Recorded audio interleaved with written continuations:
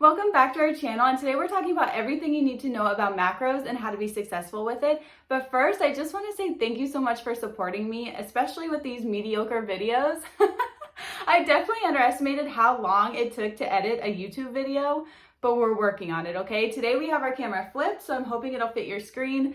So let's get into macros and everything you need to know to be successful. First, I just want to put a disclaimer out there. If you're focusing on intuitive eating, that's completely okay. You do not have to stop what you're doing, especially if it's working. If you don't know what intuitive eating is, it's essentially just listening to your hunger cues. So eating when you're hungry and stopping when you're full. If it's working for you, just go ahead and keep doing that, okay? So let's talk about macros. Macros is short for macronutrients, which is essentially what makes up your calorie intake. So your carbs, your fats, and your protein. Now, I don't recommend cutting out any macronutrient unless a doctor recommends it. So your carbs, ladies, you have to eat your carbs. I'm telling you right now, I eat almost 200 grams of carbs and we are good. We're still seeing progress. We are still building muscle. It's so important, especially if you are lacking energy in the gym or just throughout your day, okay? So carbs are not the enemy. And I know it's hard to get out of that mindset, especially when we've been told for so long that carbs make us gain weight, but I promise you that is not how it works.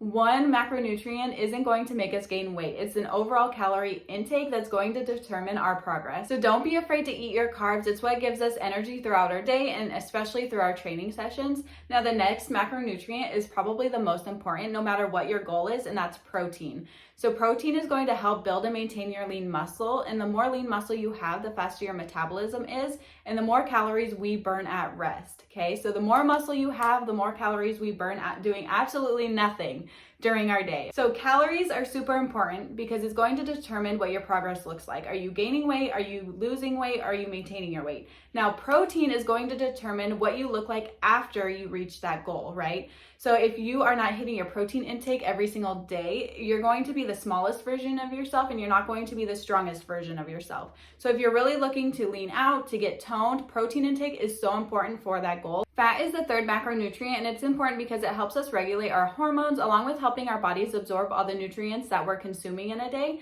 So as you can see, all three macronutrients are extremely important and we should not be cutting anything out of our diet unless a doctor recommends it. Let's talk about alcohol real quick because I know I like to portion it into my plan, especially if there's a special occasion or we're out with friends. I always like to have low calorie options available, so I will usually stick with a White Claw or a Corona Seltzer and add some Mio or Crystal Light to it just to make the flavor taste better because they're not good on their own, let's just be honest.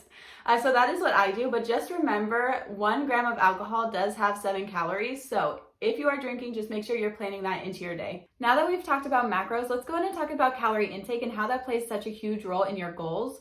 If your goal is fat loss, I highly recommend placing yourself in a calorie deficit.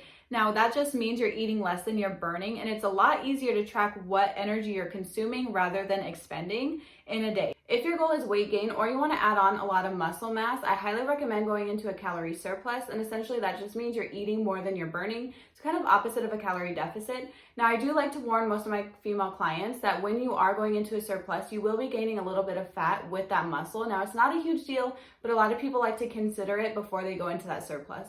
If your goal is a body recomp, which essentially means you're losing fat while gaining muscle, it is possible. However, it takes a long time and a lot of people lose patience before they start seeing progress. So essentially you're just placing yourself at a maintenance calorie. So you're maintaining your weight. However, with strength training, you're going to be building muscle and losing fat. I do recommend this. However, it does take a lot longer to start seeing progress. So if you do choose this route, please be ready for the long haul because it does take a while. Now, for me personally, I'm at like the tippity top of my calorie deficit, and that's because I still want to lose body fat. However, I'm not in a rush to see that progress.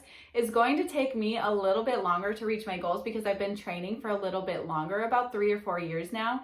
Now, if you are a beginner, please take advantage of the newbie gains. And we call it that because when you are new to the gym, you're going to start to see progress pretty quickly and you're going to be able to put on a lot of muscle fairly fast. So make sure you're fueling your body, hitting your protein intake, and lifting heavy in the gym, and you're gonna start to see progress a lot faster. Now, I will say eventually you will plateau, but it's just gonna take time and patience to get through that plateau. Once you've determined your goals, then you're gonna download a food tracking app that's gonna help you track your macros. I highly recommend the First Form app. That's how I coach my clients. So you'll download the First Form app, add me as your advisor by using this email, and I highly recommend upgrading to the premium version so you get the one-on-one coaching with me and you can track your macros successfully. Once you've downloaded the premium version of the app, it's gonna auto-calculate your calories for you, so you don't even have to do the work. It's so easy, so simple, it does it for you. And I trust this app way more than any other app I've used in the past because a lot of the other apps like to underestimate your calorie intake.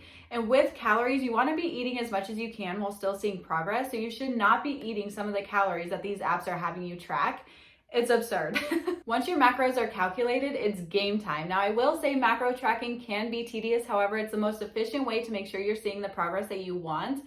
And you're not going in circles, so you're no longer yo-yo dieting, you're no longer going in a cycle, you're gonna know exactly what you have to do to reach your goal. In the beginning, it's gonna feel very overwhelming, so what I want you to focus on is just your calorie intake and your protein intake. Let your carbs and fats fall where they fall. It's not going to make a huge difference in progress. Now, if you feel like you're lacking energy, obviously make sure that you're hitting your carb intake, but for now, I want you to focus on your calories and your protein. And from here, all you're gonna do is start scanning your food items that you eat on a regular basis into the app. And then you're gonna start to see that your numbers are going to shift within the app. So your calories are gonna start to decrease, your protein's gonna decrease, and your goal is to hit that calorie and your protein goal every single day. Okay, so don't be under eating. A lot of people under eat, and I promise you, under eating isn't gonna get us to our goal any faster, okay? It may take you a few days or even a few weeks to understand how to hit your calories and your protein or what foods you should be placing where to hit those goals, but I promise you it does get easier the more you do it. Now we're gonna talk about all the tips and tricks that I have that help me remain successful on this macro counting journey. And I promise you, if you listen to me, it's gonna make life a lot easier. My number one tip is to keep the same diet that you already have. And I know that sounds crazy, but I promise you it's not. Your diet is not as bad as you think it is. So instead of trying to copy everyone else around us, every influencer that we see, start to fill your day with food that you genuinely enjoy and you genuinely want to eat throughout your day. Because think about it, if you are throwing out everything in your pantry, everything in your fridge, and you go to the store and grab everything that you don't normally eat, it's not going to be sustainable. You're going to get over it in a week and your grocery bill is going to be astronomical. Like nobody wants to spend money on things that we don't enjoy eating. So keep the same diet you have and make it fit into your macros. And what's going to happen is your portion sizes are going to become smaller, which is okay. And over time, you're going to start swapping things out for low calorie options. So instead of yogurt, I do Greek yogurt. Instead of bacon, I do turkey bacon. Small things like that will help keep your calorie intake down, but you're still eating the food you love. My second tip is pre-tracking all of your meals the night before. And this has saved me so much time on my prep work, so much effort, so much stress. So I will take some time out of my evening to track my meals for the next day. And I love doing this because if I'm craving something that night, I make sure I plan it into my next day so I'm never feeling restricted in my diet. And that way it's not a guessing game. You know exactly what you should be eating to hit your calories and your protein. So if you are super busy throughout your day, I highly recommend pre-tracking your meals. It's gonna save you a lot of time, effort, and stress. My third tip is to make your day feel like a cheat meal. Now, I don't like labeling my food. However, most people can understand that reference when I say cheat meal. If you are filling your day with things you genuinely enjoy, it's not going to feel like a diet. So add some brownies, some ice cream, some chocolate chips, anything that you feel like is worth the calories. So obviously micronutrients, whole food, quality of food is extremely important, but if that's all you're eating throughout your day, it's gonna feel super bland and it's not gonna be sustainable for long term. So make sure your diet is well balanced. My fourth and final tip, which is probably the most important tip, if you go off track a day, maybe 2 days, maybe a week, do not feel guilty. Do not feel like all of your progress is gone. Just get back on track whenever you can. I promise you, you're gonna be okay. I kind of want to piggyback off of that. Now, it's okay to fall off track and it's okay to get back on track. However, if you are consistently getting off track every single weekend, it's going to start stalling your progress. So you can't stay on track during the week and then just fall off on the weekend every single weekend, okay? Being in a consistent calorie deficit, a consistent calorie surplus, or a consistent maintenance is super important when trying to reach your goal. And that's what stalled my progress in the beginning, which I didn't understand. The weekends actually matter, and they matter the most. So staying on track during the weekends is extremely important, especially if you have goals. I lied. That was not my last tip. My last tip is for us ladies during that time of month, okay? So during that time of month, we are hungrier, or at least I know I am, and it almost feels uncontrollable. And in the beginning, I used to guilt myself for eating more. But in reality, our bodies are working so much harder during that time, so we should be fueling our bodies a lot more, okay? So I always add 200 to 300 extra calories per day during that time, and that just makes me feel better. I'm fueling my body more and I'm not feeling guilty about it. Now, I don't expect myself to see progress that week, but I'm okay. At least I'm staying sane and I'm not hungry, I'm not starving myself, and we're fueling our bodies properly, okay? So add more calories during that time. Don't feel guilty about it. I usually add it the week before because that's when I'm most hungry. But yeah, don't feel guilty. That was my last tip. This is everything I wish I would have known when first starting to track macros, so I hope you found it helpful. If you want to see how I weigh my food or why I recommend weighing your food while tracking macros, please let me know and I can do a whole nother video on that.